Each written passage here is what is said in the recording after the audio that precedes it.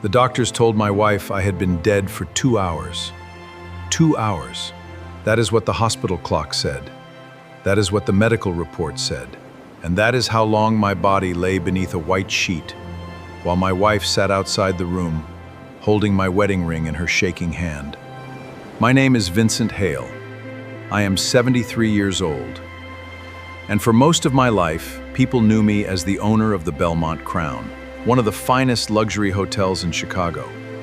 People thought I had everything. My hotel had marble floors brought in from Italy. Crystal chandeliers hung above the main lobby. Famous actors slept in our presidential suite. Business leaders held private meetings. On winter evenings, a pianist played beside the fireplace while guests drank expensive wine. Every detail was perfect. But behind all that beauty, my marriage was quietly dying. My wife, Elaine, had been beside me before the hotel existed. She knew me when I owned 2 suits, drove an old station wagon, and counted every dollar before buying groceries. We had been married for 46 years. She helped me choose the name Belmont Crown. She painted the walls of our first office. She answered reservation calls while feeding our baby daughter with her free hand. But when the hotel became successful, I stopped seeing Elaine as the woman who had built my dream with me. I started treating her like someone who would always be waiting. "Do you have to go back tonight?" she would ask. "There is a problem with the kitchen staff," I would reply. There is always a problem. That is what happens when you own a hotel. I said those words so often that they became a wall between us. We had 2 children. Our daughter, Caroline, lived in Seattle with her husband and their teenage son. Our younger son, Matthew, had not spoken to me properly in almost 3 years. Matthew wanted to become a music teacher. I wanted him to manage the hotel. I told him music was a hobby, not a future. He told me he would rather struggle as himself than become rich pretending to be me. Those were the last honest words he gave me. After that, our conversations became short and cold. Birthday messages, formal holiday calls. A few sentences passed through Elaine. I acted as if it did not hurt. A man in my position learns how to hide weakness. Guests want confidence. Employees want certainty. Investors want numbers. No one wants to see the hotel owner sitting alone in his office, wondering why his son no longer calls. So I worked. I inspected rooms, I reviewed accounts, I corrected flower arrangements, I complained when the lobby candles were not perfectly aligned. At home, Elaine and I ate dinner across from each other at a table made for 12. She would tell me about Caroline's son or a book she was reading. I would look at my phone.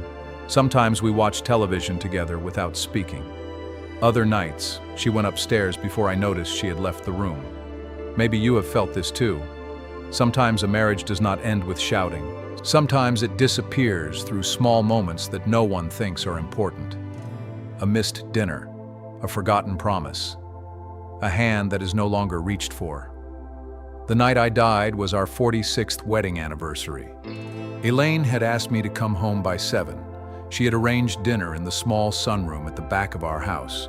It was the room where we used to sit before money changed the way we lived. I promised I would be there. At 6:40, a wealthy foreign guest complained that the flowers in his private dining room were wrong. My general manager offered to handle it. I refused. I called Elaine. "I will be a little late." There was silence. "How late?" she asked. "Maybe an hour." "I cooked your mother's chicken recipe. We can warm it up." Another silence. "Yes," she said quietly. "We can always warm things up." I did not understand what she meant until much later. At 7:30, I was walking through the hotel's grand ballroom. The staff was preparing it for an engagement celebration. White roses covered the tables. Hundreds of tiny lights shone above the dance floor like stars.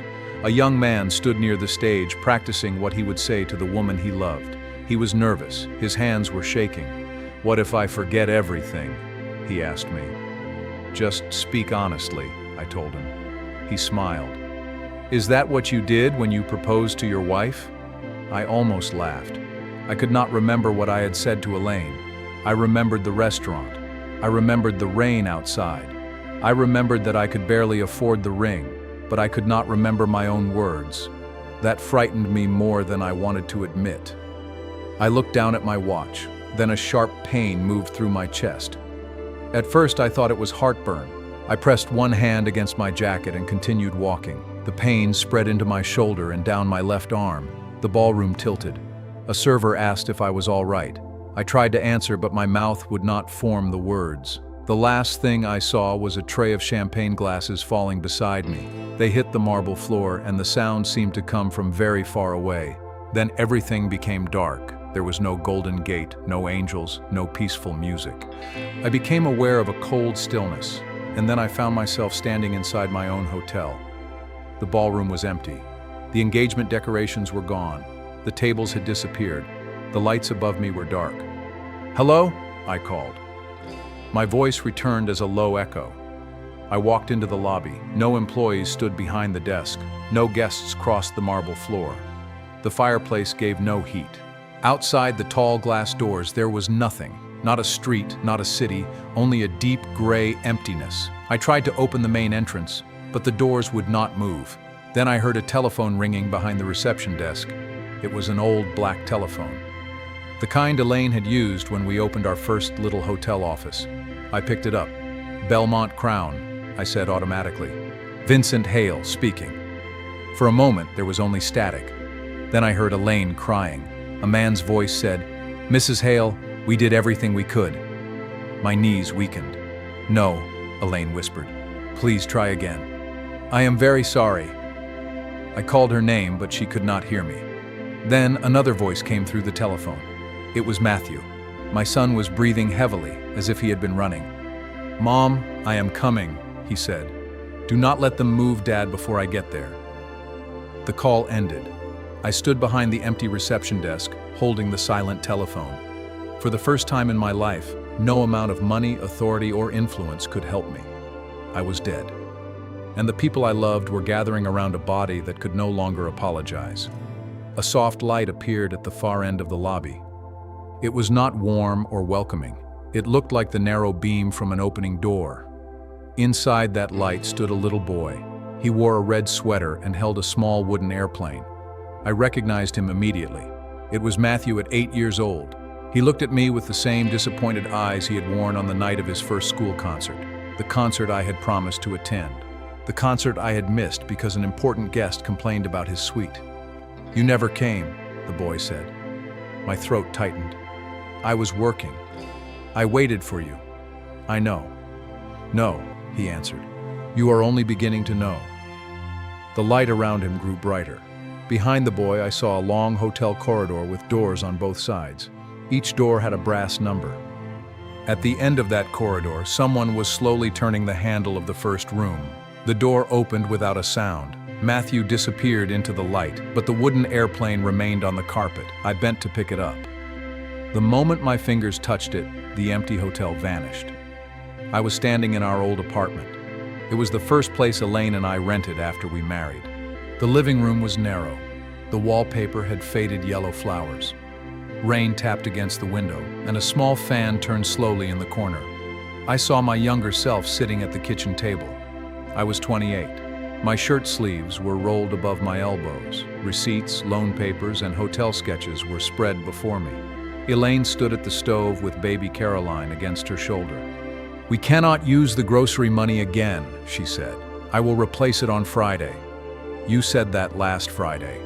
This hotel can change our lives." She turned toward me. Her face looked tired, but she was smiling. "I believe in you, Vincent. I only need you to remember that we are already your life." I watched the memory from the doorway. I wanted to walk inside and tell that young man to look at his wife. I wanted to shake him and say that success would become a hunger without an end. But he could not hear me. The scene faded. The next door opened. Now I stood in Matthew's elementary school auditorium. Parents filled the folding chairs. Children waited on the stage with cheap plastic instruments. Elaine sat in the second row. My empty seat was beside her. Every time the auditorium door moved, 8-year-old Matthew looked toward it. He held a small trumpet against his chest. The teacher raised her hands. The children began playing. Matthew missed his first note because he was still looking for me. I remembered that night differently.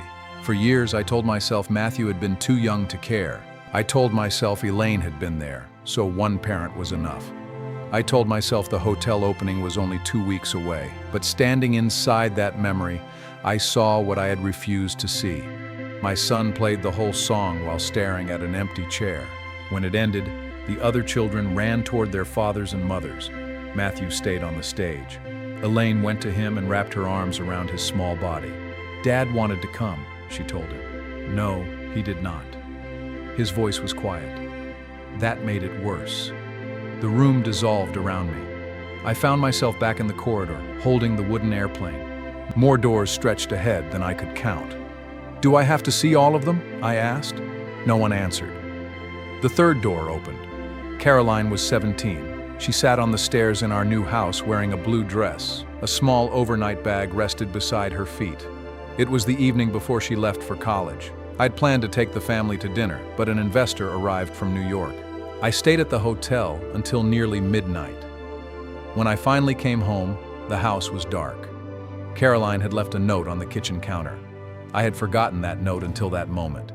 "Dad, I waited because Mom said you would come. I wanted one dinner where you did not answer your phone. I know the hotel needs you. I hope one day you understand that I needed you too." I had read it once, folded it, and placed it inside my coat pocket. The next morning, I gave Caroline a new car. I thought the gift would erase the note. In the memory, I saw Elaine find the paper in my coat weeks later. She sat alone at the kitchen table and cried. That part had happened when I was not there. Yet somehow, in that place between life and death, I was forced to watch it. "Enough," I said. "I understand." The corridor remained silent. I said I understand. A door slammed open behind me. Suddenly I was inside a hospital waiting room. It was not a memory. Elaine sat beneath a bright ceiling light. She still wore the dark green dress she had chosen for our anniversary.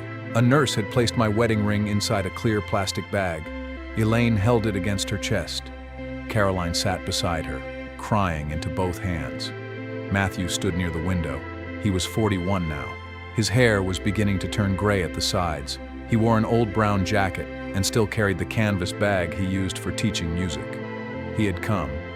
My son had come to see me, even after everything I had done. "I should have called him," Matthew said. Caroline looked up. "You tried. Not enough. He pushed you away." "I let him." Elaine raised her head. "Your father loved you," she said. Matthew gave a sad laugh. "He loved the idea of me. He wanted a son who would inherit his hotel. He never wanted the man I became." I stood only a few feet from him. "That is not true," I said. But the words sounded weak, even to me. Matthew looked toward the closed hospital door. "Do you know the last thing he said to me?" he asked. "He told me I was wasting my life teaching children." Elaine's eyes closed. "I know. That was 3 years ago. I kept waiting for him to call and take it back." I moved closer. "I wanted to call," I told him. I picked up the phone so many times. Matthew could not hear me. The truth was that I had waited for him to call first. Pride had stolen 3 years from us, one silent day at a time. A doctor entered the waiting room. He spoke gently. He said my heart had stopped before the ambulance reached the hospital. The medical team had continued trying for almost an hour after my arrival. There had been no heartbeat and no response. Elaine stared at him. "Can I sit with my husband?" "Yes," the doctor said. "Take as much time as you need." The waiting room faded. I was back in the dark corridor. This time, an elderly man stood before me. He wore the gray uniform of a hotel doorman. I recognized him as Samuel Price, the first doorman I ever hired. Samuel had worked at the Belmont Crown for 22 years. He died from cancer 6 years earlier. He had been loyal, cheerful, and kind to every guest. I had not attended his funeral. A business conference had seemed more important. "Samuel," I whispered. "Mr. Hale." Even in death, he called me by my formal name. "Are you here to take me somewhere?" "No." "Then why are you here?" "To show you the room you built." He pointed toward the end of the corridor. A pair of golden doors appeared there. They looked like the entrance to the presidential suite. I walked beside Samuel. Our footsteps echoed on the polished floor. "Is that heaven?" I asked. "I cannot answer that." "Is it hell?" Samuel looked at me. "Some men build their own punishment long before they die." The golden doors opened. Inside was a perfect copy of my private hotel office. My desk stood near the window. Awards covered the walls. Magazine covers displayed my face. A crystal model of the Belmont crown sat beneath a spotlight. There was no photograph of Elaine, no photograph of Caroline, no photograph of Matthew. I had removed the family pictures years earlier because I thought they made the office look less professional. On the desk were two objects, my hotel master key and my wedding ring. "Choose," Samuel said. "What do you mean?" "You spent your life choosing one of them. I need more time. You had 46 years. I reached for the wedding ring, but an invisible force held my arm. "You cannot choose it because you are afraid of death," Samuel said. "You must choose the life that was truly inside your heart." The office walls began to shake. The framed awards fell and shattered. The Crystal Hotel cracked down the middle. Then I heard Elaine's voice. She was sitting beside my body. "I waited for you tonight, Vince," she whispered. "Just like I waited all those other nights." I could hear her fingers moving across the white sheet. "I kept your dinner warm. I even lit the old candles from our first apartment." Her voice broke. "I was going to tell you I was leaving." The room around me became completely still. Elaine had never threatened to leave me, not once in 46 years. "I rented a small house near Caroline," she continued. "I signed the papers yesterday. I could not spend the rest of my life waiting for a husband who only came home to sleep." I looked at the wedding ring on the desk. For the first time, I understood that death had not ended my marriage. I had ended it while I was still alive. Then Elaine leaned close to my motionless face and whispered something that made the entire corridor collapse into darkness. "But if you come back to me now, Vincent, I swear I will stay." The darkness broke open beneath my feet. I fell through memories that moved too quickly for me to hold. Elaine laughing in the rain outside the restaurant where I proposed. Caroline asleep against my shoulder when she was 3. Matthew running beside me as I taught him to ride a bicycle. Our first Christmas in the apartment. Our last silent dinner. Every moment was there. The loving ones. The painful ones. The moments I had protected inside my heart and the ones I had buried beneath years of work. Then I landed on a cold floor. When I opened my eyes, I was inside a hotel room I had never seen before. The room was luxurious, but it had no door. A wide window looked out over the Chicago skyline. The city was completely still. Cars did not move. Smoke hung frozen above the buildings. The bedside clock showed 9:17. That was the exact time the doctors had declared me dead. Samuel stood beside the window. "What is this place?" I asked. "The final room?" "I chose my marriage. You reached for the ring. That was my choice. Reaching is not the same as changing." Anger rose inside me. What else can I do? I am dead. Samuel turned toward me. "Are you sorry because you hurt them, or because you are afraid of being alone?" His question struck deeper than any accusation. I wanted to give him a quick answer. I had spent my life giving quick answers whenever the truth made me uncomfortable, but there was nowhere left to hide. "I am afraid," I admitted. "Of what?" "Of being forgotten." Samuel waited. "And I am ashamed," I continued. "I wanted my children to admire me. I wanted Elaine to be proud of me, but I made them feel unimportant." The city lights beyond the window began going out, one by one. "I thought providing for them was the same as loving them," I said. "I gave them a large house, cars, vacations, everything I never had. Everything except yourself." I lowered my head. "Yes." A quiet knock came from the wall behind me. A door appeared where none had been before. When I opened it, I found myself standing in the sunroom of our home. The candles on the table had burned low. My anniversary dinner sat untouched. Elaine's chair was pushed back. and 2 suitcases rested near the stairs. I walked toward them. A small white envelope lay on top. My name was written across it. I opened the letter. Vincent, I have spent most of my life defending you. When the children asked why you were absent, I said you were working for us. When you forgot birthdays, I said you were under pressure. When you stopped holding my hand, I told myself affection changed with age, but love should not feel like waiting in an empty room. I am not leaving because I hate you. I am leaving because I have slowly disappeared beside you. Elaine. I read the final sentence again. She had slowly disappeared beside me. I thought of the thousands of guests who entered my hotel each year. I knew what they wanted before they asked. I remembered which pillows they preferred.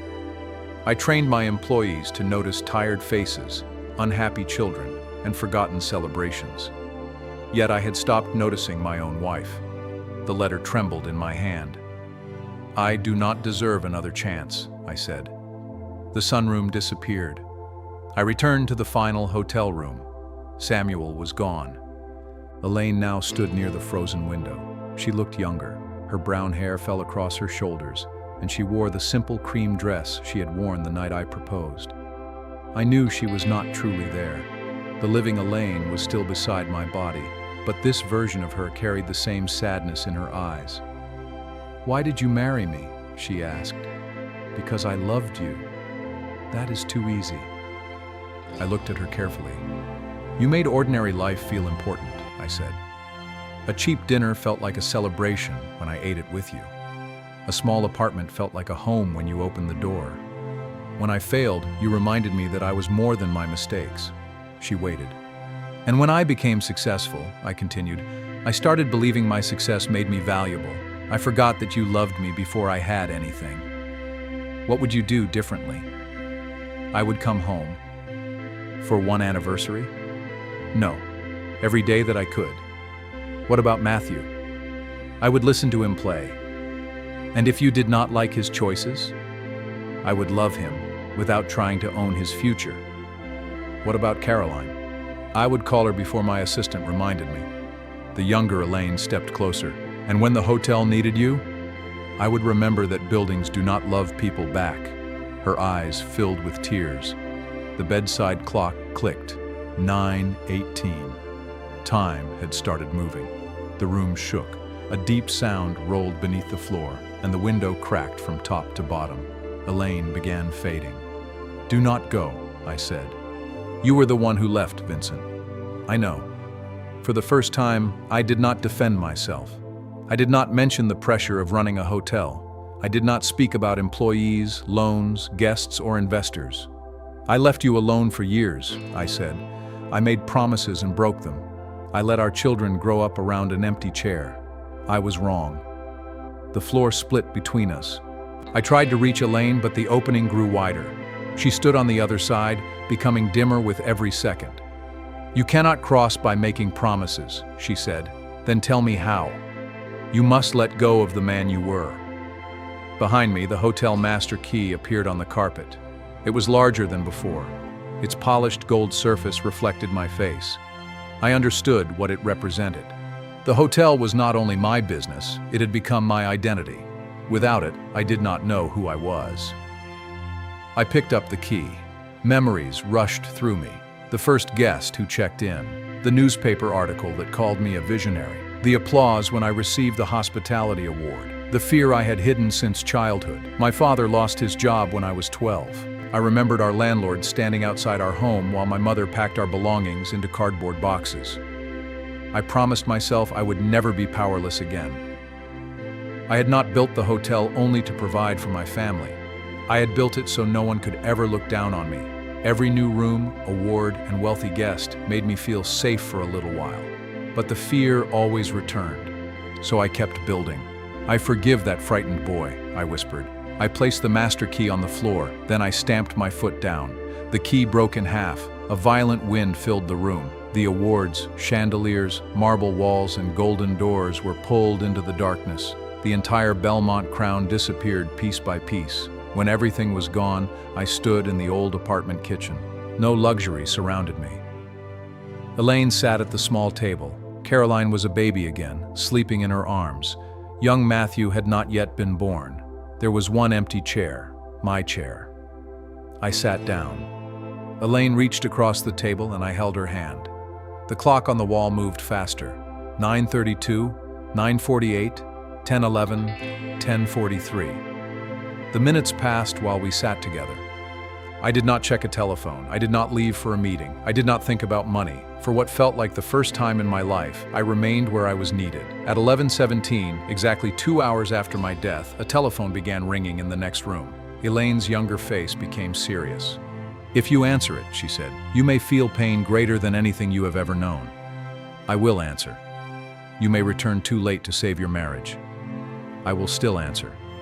"Your children may not forgive you." "I will love them even if they do not." She released my hand. I walked toward the ringing telephone. As I lifted the receiver, a powerful pressure crushed my chest. I heard doctors shouting. A machine screamed somewhere beyond the darkness. Then a voice said, "We have a rhythm." My heart struck once. Pain tore through my body. My heart struck again. And after 2 hours beneath a white sheet, I opened my eyes. The first breath felt like broken glass entering my lungs. My chest rose sharply. My arms jerked against the bed.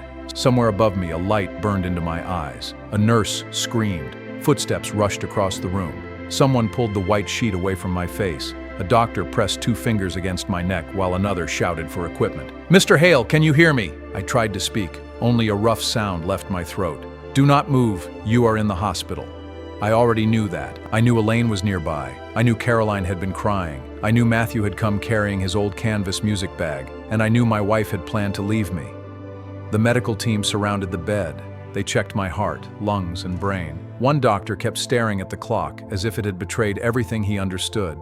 There was no simple medical explanation. My heart had shown no activity for 2 hours. The team had completed every required check. Yet at 11:17, without warning, it began beating again. They called it an extraordinary spontaneous return of circulation. The newspapers later called it a miracle. I called it my final warning. I spent 11 days in intensive care. Elaine was allowed into my room the following afternoon. She stood near the door as if she did not know whether she still belonged beside me. Her eyes were swollen. She had not changed out of her anniversary dress. I lifted my hand. She came closer, but she did not take it. "You came back," she whispered. "I heard you." Her expression changed. "Heard me where?" "Beside my body." She stared at me. I told her exactly what she had said. I repeated her words about the rented house near Caroline. I told her I knew about the signed papers and the suitcases waiting at home. All the color left her face. "No one knew about that house," she said. "I know." Her knees weakened and she sat beside the bed. For several seconds, neither of us spoke. Then I said the words I should have said years earlier. "I failed you." She looked down at her hands. "I do not need another promise, Vincent. I know. You always make promises when you are frightened. I know that too." She finally looked at me. "So what happens now?" "You do not have to stay." Pain moved across her face. "I thought that was what you wanted. What I want does not give me the right to ask you for more waiting." I told her to keep the rented house. I told her I would respect whatever decision she made. If she chose to leave, I would not use my illness to hold her. I only asked for the chance to show her that I understood. Not through flowers, not through an expensive holiday, through ordinary days. Elaine did not forgive me in that hospital room. Real life is rarely that simple. She touched my hand for a moment, then went home alone. Caroline visited that evening. She hugged me so tightly that the medical monitor began sounding an alarm. She cried against my shoulder. I apologized for every school event, birthday dinner, and family moment I had treated as less important than my work. "Dad," she said, "I stopped expecting you to come a long time ago." That sentence hurt more than anger would have. "I cannot repair your childhood," I told her, "but if you still have a place for me in your life, I will be there now." She did not answer immediately. Then she pulled a chair close to my bed and called her son. For the first time, I spoke to my grandson without checking the time. Matthew came the next morning. He remained near the door with his hands inside his jacket pockets. He had the same guarded expression he wore whenever we were forced into the same room. "Your mother said you wanted to see me." "I did." "Well, you are seeing me." I almost began explaining myself. I wanted to tell him about the corridor and the little boy with the wooden airplane. Instead, I listened. "You are angry," I said. His jaw tightened. "I was angry for years. Now I am tired. I was wrong about your life." He gave a short, bitter laugh. "Which part?" "All of it. I wanted you to become the man I had decided you should be. I never asked who you already were." Matthew turned toward the window. "I waited 3 years for you to say something like that." "I know." "No, Dad. You do not get to say that as if it fixes everything." "You are right." That answer surprised him. I asked about his work.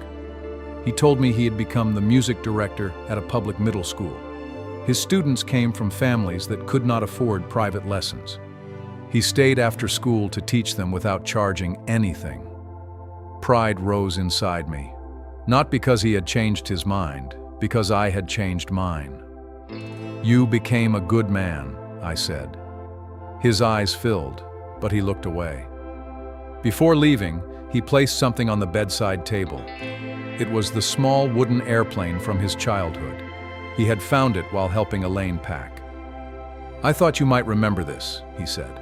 "I remember everything now." Recovery was slow. I had trouble walking. My hands shook. Some mornings, I could not button my own shirt. The man who once controlled hundreds of employees needed help crossing a hospital room.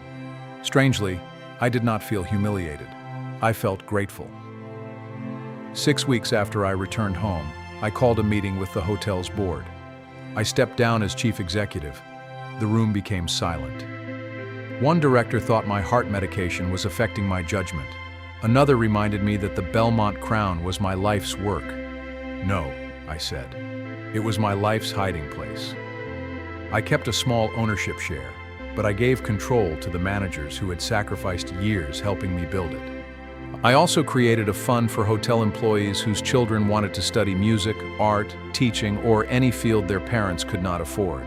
I named it after Matthew. He did not speak to me for several minutes when I told him. Then he asked, "Why?" "Because I spent years treating your calling as something small."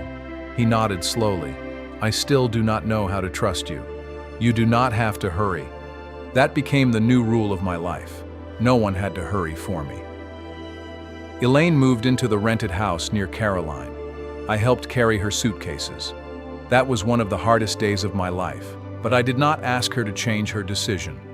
Before I left, she gave me a list of things that needed repairing around the house. A leaking kitchen faucet, a loose porch step, a window that would not close properly. I returned the following Saturday with a toolbox. Then I returned the Saturday after that. Sometimes Elaine made coffee. Sometimes she did not. We talked about simple things. Her garden, my therapy, Caroline's family, the books she had been reading while I was too busy to notice. I learned that rebuilding a marriage does not happen through one great act. It happens through 100 small acts that no one applauds. Arriving when you said you would, putting the phone away, listening without preparing a defense, remembering what makes the other person smile. 9 months after my death, Elaine invited me to dinner. She cooked my mother's chicken recipe. We ate in her small kitchen at a table made for 4. There were no servants, crystal glasses, or expensive decorations, only 2 candles from our old apartment. After dinner, she reached across the table. "I am not ready to move back," she said. "I understand. But I would like you to come again next Friday." I took her hand. "I will be here." And I was. Matthew eventually invited me to one of his school concerts. I arrived an hour early and sat in the second row. When the children walked onto the stage, I saw him searching the audience. This time, he found me. He did not smile immediately, but just before he raised his hands to begin the music, he gave me a small nod. That nod meant more than every award I had ever received. It has now been 5 years since I was dead for 2 hours. Elaine and I live together again, but not in our old mansion. We sold it and bought a quiet home near the lake. Our children visit often. My grandson is learning the piano, and Matthew says he has a good ear for music. I still visit the Belmont Crown once or twice a year. Guests continue walking across its marble floors. The chandeliers still shine. The presidential suite is still booked months in advance. But when I enter that lobby, I no longer see proof of my importance. I see a beautiful building, nothing more. At this age, we understand things differently. We spend years protecting our pride, our money, and our reputation. We act as if love can wait until the work is finished, but the work is never finished. The people waiting for us simply learn how to live without us. I was given something most people never receive. I saw the empty chairs I had left behind. I heard the truths my family could not say while I was alive. Then, for reasons I still cannot explain, my heart was allowed to beat again. Maybe you will never receive a warning as clear as mine. I hope you do not need one. If someone you love is waiting for your call, make it today. If your pride has created years of silence, be the first to speak. If you promise to come home, go home. Luxury gave me comfort. Success gave me status. The Belmont crown gave me a name that strangers respected. But none of those things sat beside my body and begged me to return. My wife did. My children did. And when death took everything else away, love was the only thing that still knew my name.